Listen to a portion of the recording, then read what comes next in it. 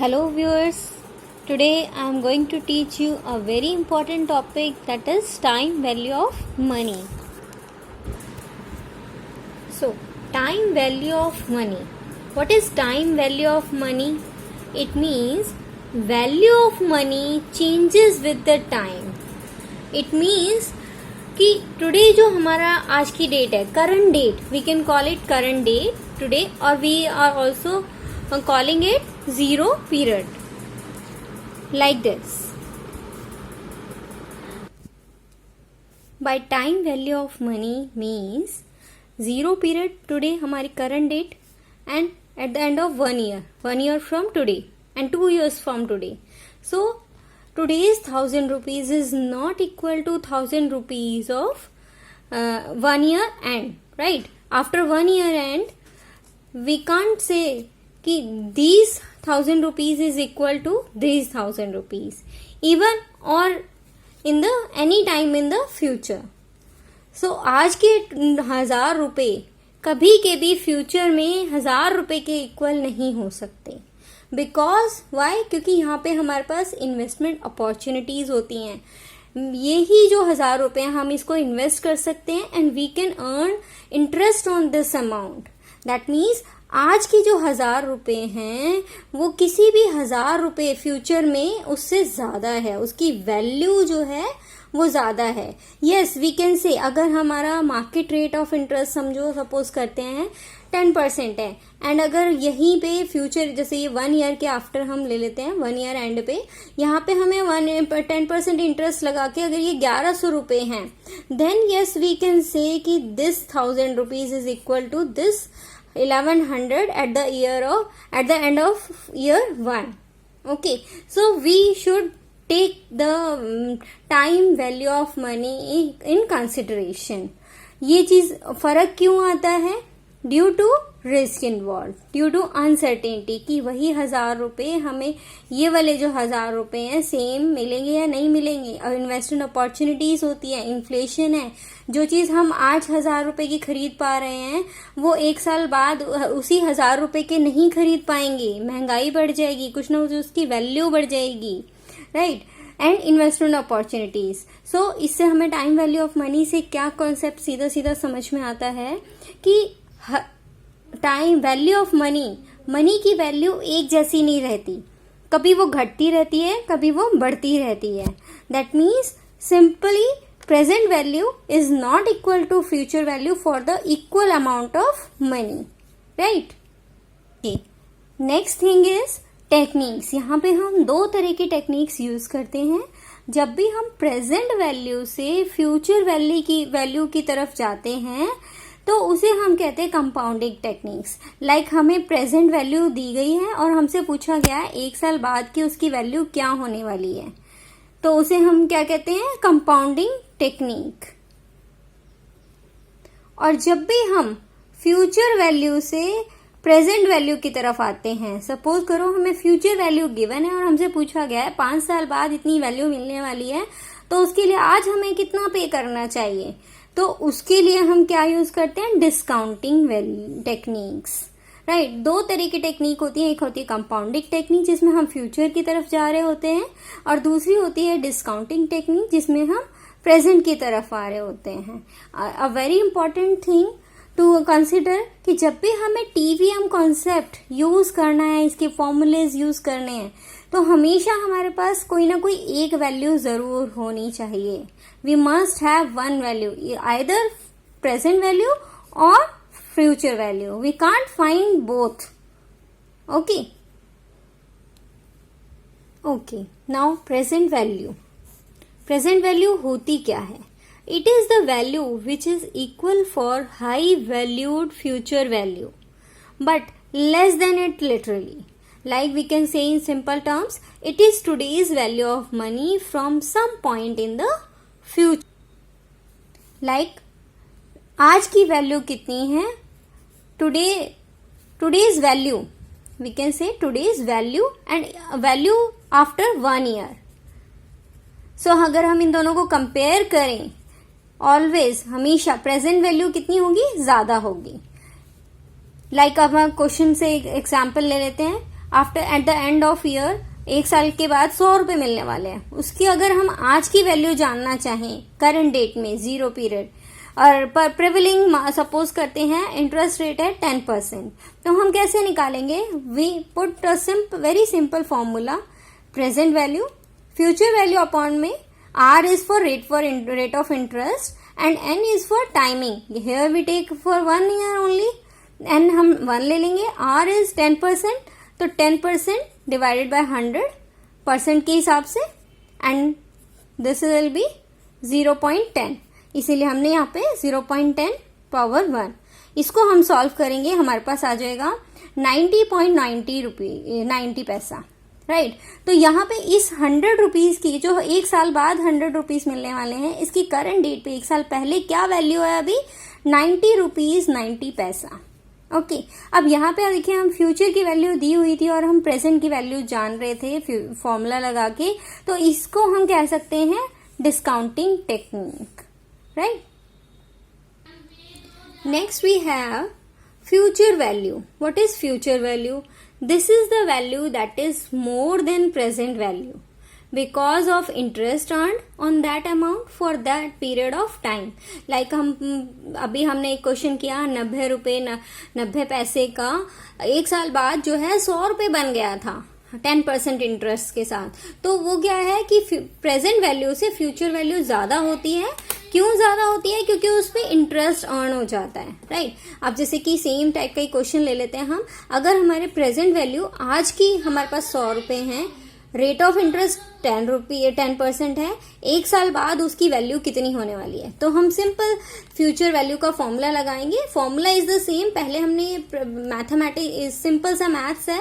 अगर present value जानना था तो ये पूरा का पूरा टर्म यहाँ पे आ गया था फ्यूचर वैल्यू डिवाइड में. एक ही फॉर्मूला आपको लर्न करना है छोटा सा. उसके बाद फ्यूचर वैल्यू कैसे निकालेंगे? प्रेजेंट वैल्यू पुट कर देंगे, R एंड N पुट कर देंगे, we get the value ₹110. Okay, so आज के 100 रुपए 1 साल बाद 110 रुपए के इक्वल हैं अगर 10% ऑफ रेट ऑफ इंटरेस्ट है and other factors are remain constant. So यहाँ पे हम प्रेजेंट वैल्यू से फ्यूचर वैल्यू की तरफ जा रहे हैं, फ्यूचर वैल्यू जानना चाह रहे हैं. We are calculating the same future value for the same amount. So we can call this a compounding technique, right.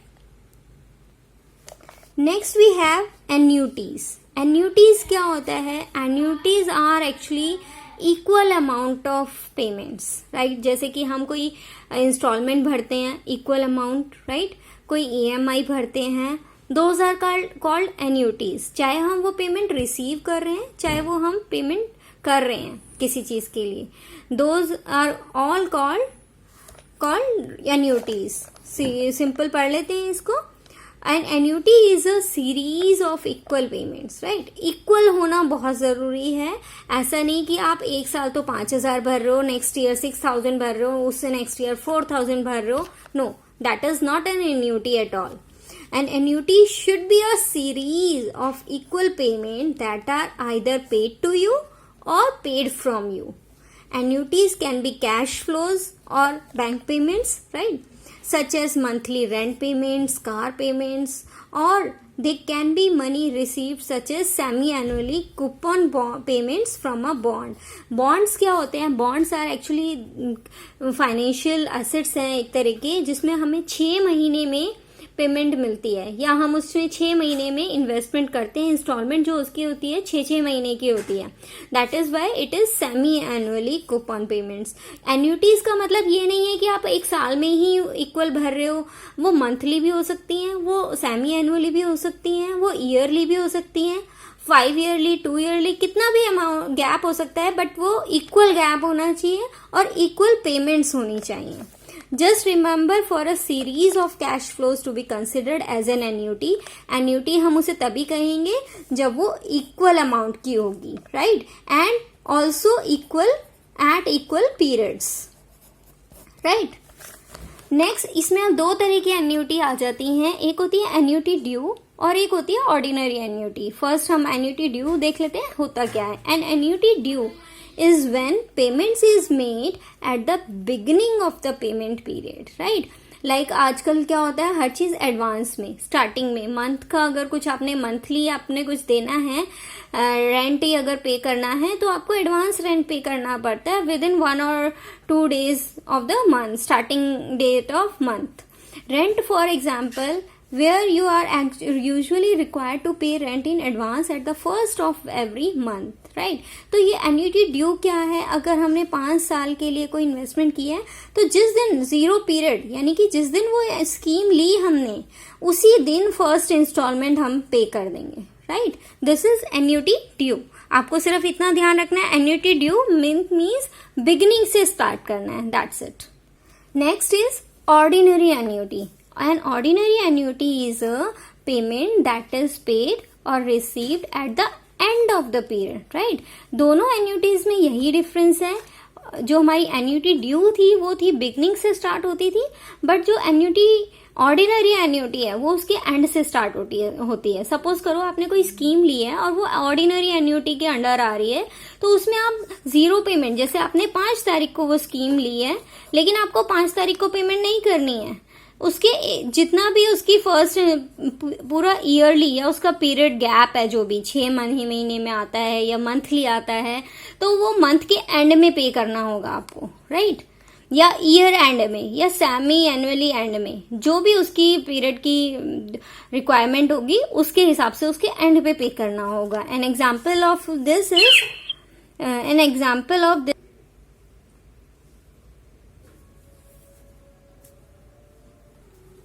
Okay, एक एग्जाम्पल देख लेते हैं. जैसे कि ऑर्डिनरी एन्यूटी के बारे में देखते हैं. Present value of cash flow series हमें जानना है. क्वेश्चन है कि 100 रुपीज का अमाउंट है, 3 साल तक है और 10% इंटरेस्ट रेट हम मान के चल रहे हैं. 3 साल तक है, ठीक है, यानी कि 3 पीरियड्स हैं उसके अंदर. अब ऑर्डिनरी एन्यूटी है तो यानी कि आप क्या करोगे, एट द एंड आप पे करोगे या एट द एंड आप रिसीव करोगे, ठीक है, what ever be the situation. अब यहाँ पे 0 पीरियड टुडे, आज की जिस दिन हमने स्कीम ये ली है, 1 ईयर एंड पे, 2 ईयर एंड पे, 3 ईयर एंड पे हमने 3 इंस्टॉलमेंट देनी है, 1 2 3. हमने फर्स्ट ईयर के एंड से स्टार्ट करी क्योंकि ये ऑर्डिनरी एन्यूटी है. अगर यही ऑर्डिनरी एन्यूटी नहीं होती, एन्यूटी ड्यू होती, तब हम 0 पीरियड से स्टार्ट करते इसको, ठीक है. अब हमें इसकी प्रेजेंट वैल्यू जाननी है, तो प्रेजेंट वैल्यू का सिंपल सा फॉर्मूला लगाएंगे और इसमें 10% इंटरेस्ट रेट सबका सेम रहेगा, बट जो हमारा टाइम पीरियड है यहाँ पे 1 ईयर हो जाएगा, यहाँ पे 2 ईयर हो जाएगा, यहाँ पे 3 ईयर्स हो जाएगा, राइट. तो एंड चेंज हो जाएगा और सबकी हम प्रेजेंट वैल्यू निकाल लेंगे. इनकी जो क्या कहते हैं 100 रुपीज 1 ईयर एंड पे मिलने वाले हैं, उनकी आज वैल्यू क्या है, 90 रुपीज 90 पैसा. 2 ईयर एंड बाद जो मिलने वाला है 100 रुपीज, उसकी आज की वैल्यू 0 पीरियड पे क्या वैल्यू है, 82 रुपीज 64 पैसा. एंड 3rd ईयर एंड पे जो 100 रुपीज मिलने वाले हैं उसकी आज 0 पीरियड पे वैल्यू है 75 रुपीज 13 पैसा. सो टोटल इस स्कीम की कंप्लीट जो है प्रेजेंट वैल्यू कितनी हो गई, 248 रुपीज 67 पैसा. ओके, सो अगर जो हमें एन्यूटीज में सिर्फ ध्यान यही रखना है, वही फॉर्मूलाज हैं प्रेजेंट वैल्यू और फ्यूचर वैल्यू के, बट हमें ध्यान रखना है कि अगर वो ऑर्डिनरी एन्यूटी है तो फर्स्ट ईयर एंड से स्टार्ट होगी, अगर एन्यूटी ड्यू है तो वो 0 पीरियड से स्टार्ट होगी. See now future value of ordinary annuity, उसी केस में हमने सिर्फ 10% की जगह 5% इंटरेस्ट रेट ले लिया है. फ्यूचर वैल्यू हम जानना चाह रहे हैं अब इसकी, तो इसमें भी वही करेंगे. पहले हमने इनकी प्रेजेंट वैल्यू निकाली थी, अब हम इनकी फ्यूचर वैल्यू जानना चाह रहे हैं, राइट. तो हम कहाँ से स्टार्ट करेंगे, वही ये पीरियड है 1 2 3 एंड यहाँ से स्टार्ट होगा तो यही अमाउंट होगा, राइट. अब हम यहाँ से प्रेजेंट वैल्यू नहीं जानना चाह रहे हैं, हम फ्यूचर वैल्यू जानना चाह रहे हैं. तो यहाँ पे जो फ्यूचर वैल्यू जानना चाह रहे हैं 3rd ईयर के एंड पे, तो यहाँ पे जो वो 100 रुपीज थे उनको तो टाइम ही नहीं मिला ना इन्वेस्ट करने का, तो वो जो 100 रुपीज, ये जो 1000 रुपीज थे हमारे, इनके लिए हम एन क्या लेंगे, 0 पीरियड, क्योंकि यहीं पे तो ये रिवर्स होने वाली है, पूरी की पूरी स्कीम कंप्लीट होने वाली है. तो इन वाले 1000 रुपीज की वैल्यू 1000 रुपीज रहेगी. ये वाले 1000 रुपीज इन्वेस्टर के वहां पे स्पॉन्सर, उनके पास स्कीम वालों के पास कितने टाइम रहे, 1 पीरियड, राइट, 1 ईयर. 2 से 2nd के एंड में पे किया था, 3rd के एंड पे हम ले रहे हैं. देन तो यहाँ पे हम 1 ले लेंगे एन को, राइट. इसकी वैल्यू आ जाएगी आपकी 1050 रुपीज. नेक्स्ट ये जो 1 ईयर एंड पे पेमेंट की थी, ये कितने टाइम रहने वाली है, 1 and 2, right, third year and पे तो हम वापस करने वाले हैं। देन तो यहाँ पे कितनी हो गई है 2 years, तो यहाँ पे हम n ले लेंगे 2 years, इसकी वैल्यू आ गई हमारी 1102 रुपीज। तो इस तरह से इसमें कोई नहीं लेंगे यहाँ पे, अगर क्योंकि हमने यहाँ पे एन्यूटी ड्यू नहीं है, एन ऑर्डिनरी एन्यूटी है, यहाँ हमने कोई पेमेंट नहीं की है, राइट। तो इनकी सबकी वैल्यूज हम ऐड कर लेंगे, ये हमारी हो गई future value, that is 3152 rupees. Next is annuity due. यहाँ पे हम future value of annuity due and present value of annuity due find करेंगे। एग्जाम्पल ले लेते हैं, एग्जाम्पल से अच्छा समझ आएगा। एन्यूटी ड्यू में हमें बस ये याद रखना है, it is paid in the beginning of the year, right, beginning of the period. Okay, so हमारे अमाउंट है 1000 रुपीज, टाइम है 5 years एंड 5% इंटरेस्ट रेट है। अच्छा, एन्यूटी ड्यू है तो beginning of the each period से स्टार्ट होगा, तो 0 हम पहले 5 years तक है, 1 2 3 4 5, राइट, 5 ईयर के एंड पे खत्म हो जाएगी। और इंस्टॉलमेंट कितनी जाएंगी, वो 5 इंस्टॉलमेंट यहाँ से 0 पीरियड से जाएंगी, 1 2 3 4 5। 5th ईयर में हम कोई इंस्टॉलमेंट नहीं पे करने वाले हैं, क्योंकि it is an example of annuity due, so we are starting doing payment from 0 period, right. So अब यहाँ से हम सीधा, हमें क्या निकालना है, फ्यूचर वैल्यू। सो यहाँ से निकालेंगे, देखिए ये वाला जो अमाउंट है 4 ईयर एंड पे हमने जो पे किया था, वो उनके पास कितना टाइम रहने वाला है, 1 year, राइट। यहाँ पे तो हम कोई पेमेंट ही नहीं करने वाले हैं। ओके, तो यहाँ पे हमने n ले लिया 1, इसकी वैल्यू निकाल दी हमने सिंपल फॉर्मूला से फ्यूचर वैल्यू के, प्रेजेंट वैल्यू 1 + r पावर में n। इसी तरह ये वाला अमाउंट है जो, ये उनके पास कितने टाइम रहने वाला है, 1 and 2, राइट, तो 2 years, ये वाला अमाउंट 3 years, ये वाला अमाउंट 4 years एंड ये वाला अमाउंट इसी तरह से 5 years, राइट। इसमें हमें कंफ्यूज होने की जरूरत नहीं है बिल्कुल भी। तो जो हमारे इन्वेस्ट कर रहे हैं, जो हमारे पैसा इन्वेस्ट करने वाले हैं, हमें प्रॉफिट देने वाले हैं, उनके पास हमारा ये वाला पैसा जो हम 4th ईयर एंड में पे कर रहे हैं, वो 1 साल रहने वाला है, ये वाला पैसा 2 साल रहने वाला है, ये वाला 3 साल, क्योंकि हम तो पूरा पैसा अपना 5 साल बाद के एंड पे लेने वाले हैं, राइट। तो इन सब की फ्यूचर वैल्यू के फॉर्मूला से हमने ये वैल्यूज निकाल ली, और हमारा total value, future value amount received at the end of 5th year, कितना अमाउंट मिलने वाला है हमारा, 5801 रुपीज एंड 92 पैसा, राइट। क्लियर है? I hope everything is clear.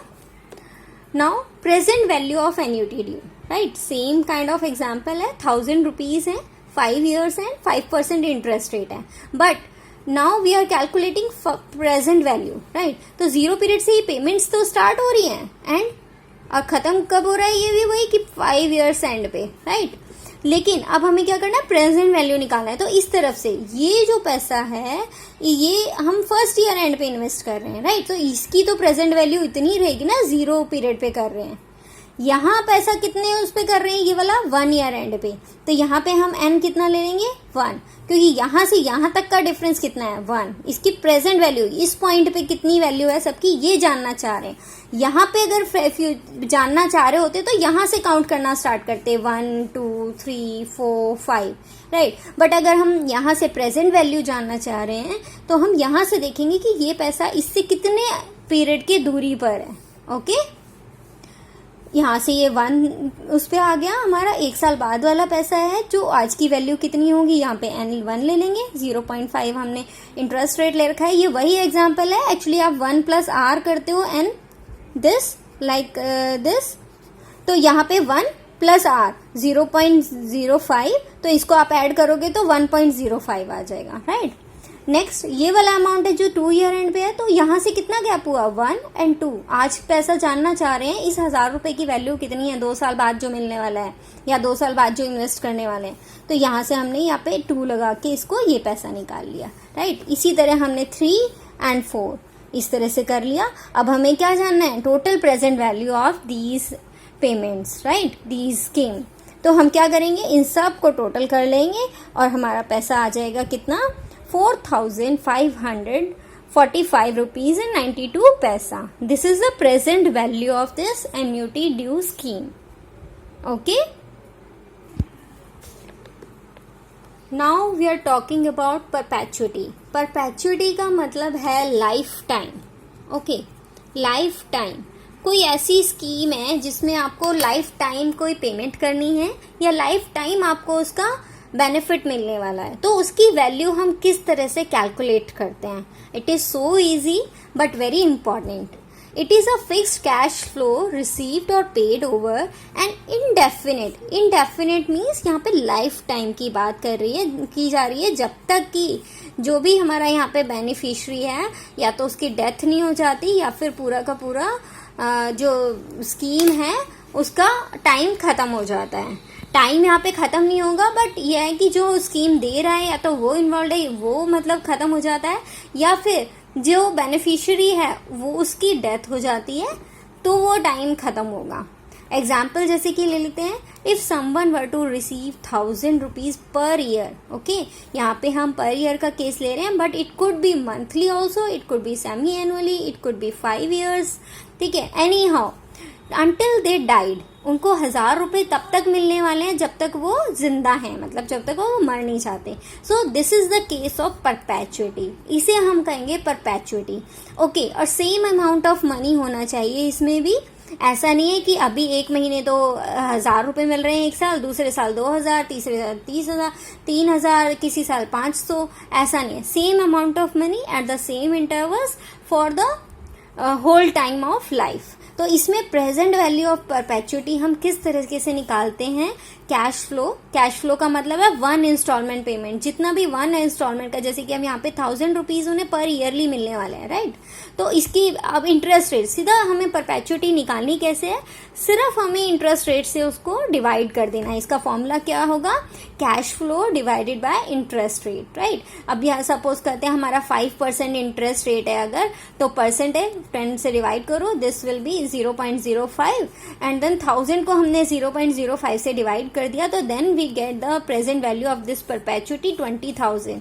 देखो सुनने में कितना अजीब लग रहा था कि 1000 रुपए हमें कोई लाइफ टाइम देगा और अभी हमसे 20,000 रुपए ले लेगा बस। ठीक है, कितना सस्ता सा लग रहा है कि ठीक है पूरा लाइफ टाइम जब तक हम जिएंगे तब तक हमें 1000 रुपए मिलते रहेंगे। बट अगर हम देखें फाइनेंशियली तो वो उसी 20,000 के इंटरेस्ट से कमाता जाएगा और हमें पे करता जाएगा। इसी में हम जैसे कि और मंथली केसेस भी ले सकते हैं। अगर यही चीज देखो, अगर उसे 1000 रुपीज यहीं पे मंथली ईयरली ना मिलके मंथली मिल रहे होते, तो हम क्या करते हैं, हम रेट ऑफ इंटरेस्ट को विद इन 1 ईयर, जितने भी 1 ईयर में कितने मंथ्स, 12 मंथ्स, तो ये उसी को हम क्या करते हैं 12 से डिवाइड कर देते हैं, राइट। तो यहाँ पे हम क्या करेंगे, रेट ऑफ इंटरेस्ट को 12 से डिवाइड कर देंगे, तो हमारा रिक्वायर्ड रेट ऑफ इंटरेस्ट आ जाएगा, जिससे हमें उसे डिवाइड करना चाहिए ये वाला अमाउंट, राइट, ये वाला न्यूमेरिकल वैल्यू। तो यहाँ पे हमारे पास आ गया 0.00416। तो यहाँ पे हमने प्रेजेंट वैल्यू ऑफ परपेचुटी निकाल ली, ये मंथली के हिसाब से निकाली है, राइट। मंथली अगर हमें 1000 रुपए मिल रहे हैं, देन उसकी प्रेजेंट वैल्यू क्या होगी, 1000 divided by this value and we will get 2,38,095 rupees. See the difference between 20,000 and 2,38,095 rupees. Okay. Next is intra-year compounding. Intra-year compounding is like, आप सिंपल इंटरेस्ट तो पता ही है आपको कि जैसे कि अगर हमने सपोज करो 1 लाख रुपए इन्वेस्ट किए सिंपल इंटरेस्ट पे, 5% इंटरेस्ट है, तो 1 साल के लिए करे, 2 साल के लिए करे, जितने के लिए भी करे, उसको एक ही बार हमें इंटरेस्ट मिल जाएगा। इसी तरह कंपाउंड इंटरेस्ट होता है, लेकिन कंपाउंड इंटरेस्ट में क्या होता है, हमें इंटरेस्ट पे भी इंटरेस्ट मिलता है। ठीक है, प्रिंसिपल पे तो मिलेगा ही हर साल, जितनी बार भी वो कंपाउंड हो रहा होगा, तो वो ईयरली कंपाउंड होता है। लेकिन इंट्रा ईयर कंपाउंडिंग में हम क्या देख रहे हैं कि विद इन ईयर भी वो रेट जो है, इंटरेस्ट जो है, इंटरेस्ट पे इंटरेस्ट मिलता चला जाता है, राइट। उसके बीच में भी वो कंपाउंड हो सकता है, चाहे वो मंथली हो, क्वार्टरली हो, सेमी एनुअली हो, what ever be the situation is. तो वहां पे हम क्या करते हैं, एक सिंपल सा लॉजिक हमें मैथमेटिक्स का यूज करना है। एनुअल इंटरेस्ट रेट जितना भी है, पूरे साल का इंटरेस्ट रेट सपोज करो 10% है, और वो क्या कहते हैं कितनी बार मंथली कर रहे हैं अगर कंपाउंड उसी पैसे को, तो हम 12 से डिवाइड कर देंगे। अगर वो सेमी एनुअली कर रहे हैं तो हम 6 से डिवाइड कर देंगे। क्वार्टरली कर रहे हैं तो उसके अकॉर्डिंग कर देंगे, राइट। जिस भी अकॉर्डिंग क्वेश्चन है उस तरह से हम उसको डिवाइड कर देंगे। जैसे कि क्वेश्चन ले लेते हैं, हमें एक अमाउंट दिया हुआ है 10,000, एनुअल इंटरेस्ट रेट है 6%, लेंथ ऑफ इन्वेस्टमेंट है 5 years, राइट। अब इसमें इन दोनों चीजों में हमें एडजस्टमेंट करनी होती है।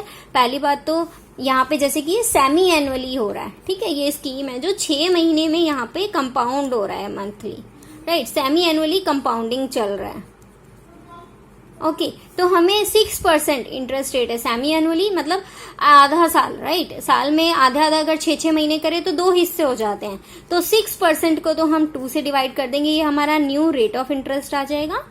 एंड हमारा जो 5 साल का पीरियड है, अगर हम देखा जाए तो एक साल में 2 बार कंपाउंड हो रहा है हर 6 महीने में, तो 5 साल में कितना हुआ उसको हम 2 से डिवाइड कर देंगे, then we will get the 10 periods in all, ठीक है। ये हमारा न्यू n निकल आया और ये r निकल आया।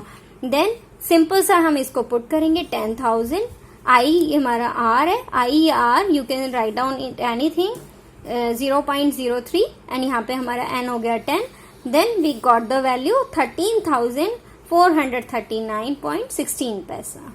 Okay, I hope everyone get understood. Thank you.